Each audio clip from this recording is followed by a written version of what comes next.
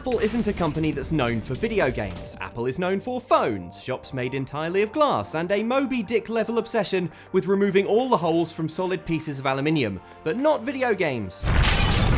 That's about to change though, with Apple hoping to stake a serious claim in the gaming biz with its own games platform, Apple Arcade. We got our hands on Apple Arcade and several of the games playable at launch, and found it's unlike any other game service out there at the moment, for better and for worse. Here's what you need to know about Apple Arcade.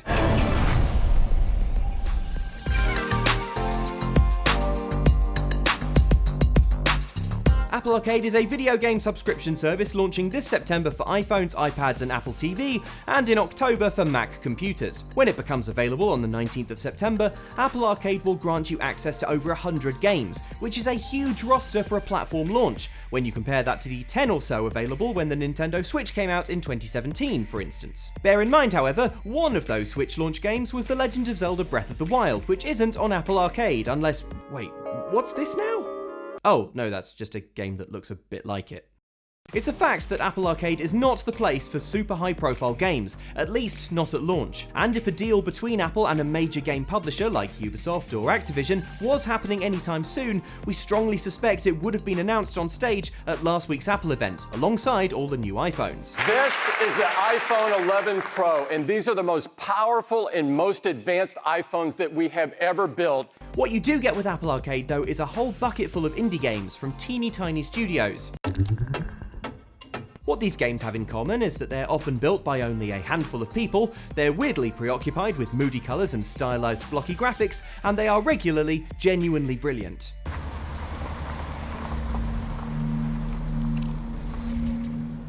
It's especially worth keeping an eye on Where Cards Fall, which is co-developed by the team behind the acclaimed Alto's Odyssey mobile game, and look out for Beyond a Steel Sky, which is a sequel to a beloved 1994 point-and-click. Plus, take note of Sayonara Wild Hearts, a rhythm action game that's also coming out on PS4 and Switch. It looks like what Mario Kart's Rainbow Road would dream about if it swallowed 100 pixie sticks and passed out at an EDM festival. Even the licensed games coming to Apple Arcade are aiming for more emotional depth. Alongside co-op fighter LEGO Brawls, look for LEGO Art House, described as a narrative journey about play itself. Now, it's possible Apple overestimates the appetite for these exquisitely crafted games. Everybody loves Frogger. Do they though? But the fact is, the App Store has hosted some of the most beautiful and best indie games of the last decade. That is, when you can find them amid the endless heap of money-grubbing clones of Clash of Clans and Candy Crush, which brings us neatly to our next point. Who doesn't love spending several bucks on fictional in-game currency? Oh wait, literally everyone does not love doing that. Because microtransactions, which is the technical term for that thing where you need to pay real money for enough diamonds to keep your Magikarp jumping, have been something of a scourge on mobile games for years now, even bleeding into pricey console games. Microtransactions mean you get a whole game for free up front, but that game is inevitably much harder to play, unless you keep feeding it real cash. It's like the coin-grabbing arcade cabinets of old, except with fewer Mortal Kombat fatalities and more crops, I guess? Perhaps the best thing Apple is doing with Apple Arcade is promising that once you've paid to access its roster of games, there's nothing more to pay. Quote, since every game includes access to the full experience, including all game features, content and future updates, no additional purchases will be required. That's a bold move, especially considering Apple has historically made what we can only imagine is a literal mountain of money taking a cut of payments made from within iPhone games. Apple probably figures it's worth sacrificing that cut to keep game quality high, and to make Arcade feel distinct from just playing games on your phone the regular way.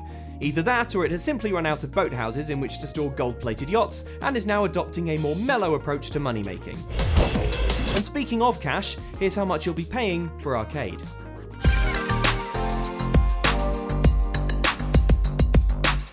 With Arcade, Apple is trying out the Netflix approach, whereby you pay a monthly fee and for that you can download as many games as your greedy heart desires.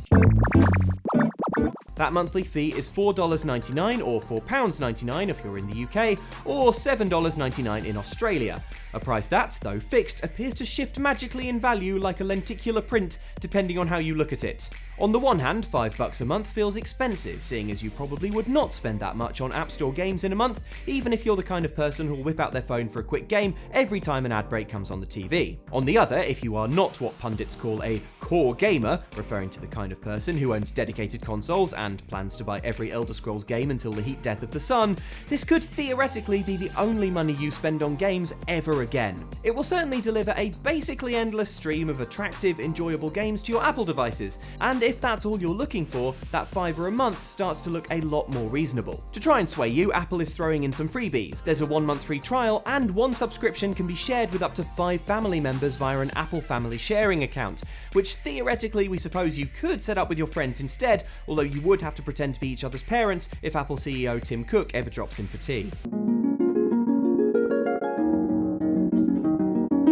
If we had to put money on it, we'd bet most folks will be playing Apple Arcade on iPhone, because there are roughly 900 million active iPhones out there in the world, and sometimes they've got to be used for something other than Instagram. Regardless, Apple says games on its arcade platform will be available not just on phones, but on iPads and Macs as well. Apple also says you'll be able to pick up progress made on one device on another machine, which could be a game changer for workplace procrastinators who can now move straight from an iPhone game on their commute to that same game on an Office desktop without ever stopping to do a lick of work, assuming that is, the Office uses Macs.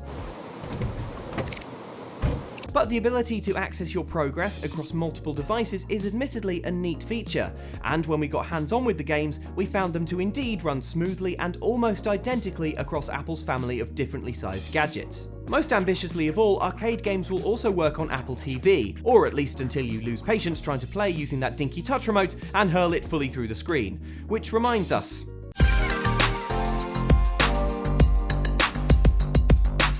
in 2007, Apple co-founder Steve Jobs declared human fingers a superior way to interact with technology. And so I can just move them further apart and stretch the image. Not cool? And he was surely right when it comes to zooming in and out of photos, but when it comes to playing games, time has proven the humble controller the most comfortable method around. Fortunately then, Apple is making the iPhone, iPad and Apple TV Bluetooth compatible with PS4 and Xbox One controllers on the same day that Apple Arcade launches. We'd half hoped Apple would make its own controller to go with Arcade, just to see what that would look like, but bearing in mind how many PS4 and Xbox One controllers there are out there, this actually makes way more sense. We played a bunch of arcade games using these controllers. To be honest, we picked up a controller to play whenever we found one available, and every game we tested ran smoothly and comfortably. Surprisingly so, considering most of the games available will surely have been designed with touchscreens in mind, first and foremost. What's that? The caveat siren? Yes, there are some caveats to controller support. Firstly, your Apple device will need to be running iOS 13, which comes out on September 19th. Secondly, not all older kit will be supported. With regards to iPhone, anything less powerful than an iPhone 6 will get left behind. Thirdly, only Xbox controllers built for the Xbox One S or later will work. Hang on, why is this thing still going off? Oh, rats, who remembers the shutdown code? I think it was 1234.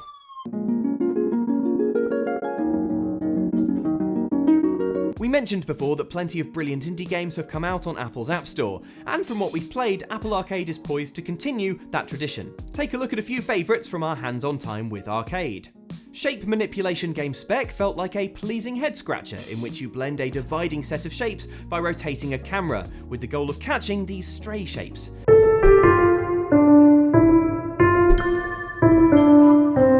There's also an augmented reality mode that lets you move around the objects for real, and has the bonus of being totally dignity-free. You just having a moment. Sayonara Wild Hearts is perhaps the most promising title on launch day though. Levels take only a minute or so to complete, and start off by simply asking you to steer left and right, before introducing timed button taps into the mix. Our favourite game, however, also from Spec developer RA7 Games, was Sneaky Sasquatch, a game in which you play a Sasquatch stealing human food from campers, that will open up to involve activities like driving and skiing, but more importantly, is clearly written with a sharp sense of humour that puts us in mind of the hilarious Donut County. Oh, and it has cute ducks in hats.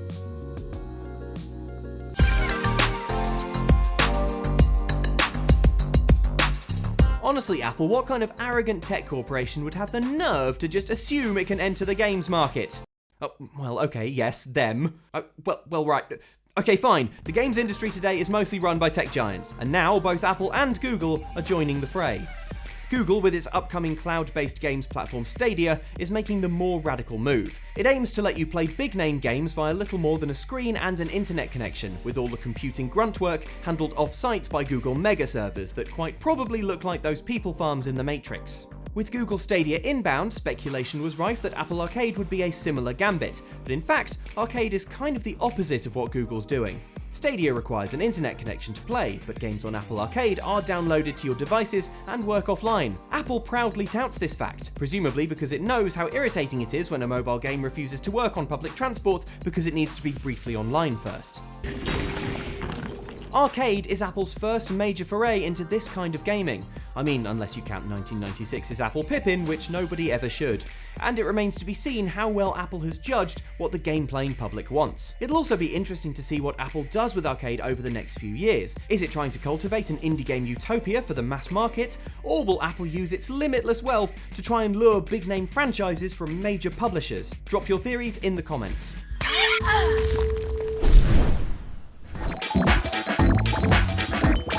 So those were the things you need to know about Apple Arcade. Is it what you were expecting? Will you be signing up when it goes live on September 19th? Let us know, and if you enjoyed this, then hey, we make lots of videos about games, ones that also include references to The Matrix occasionally, so why not subscribe and ring that tiny bell?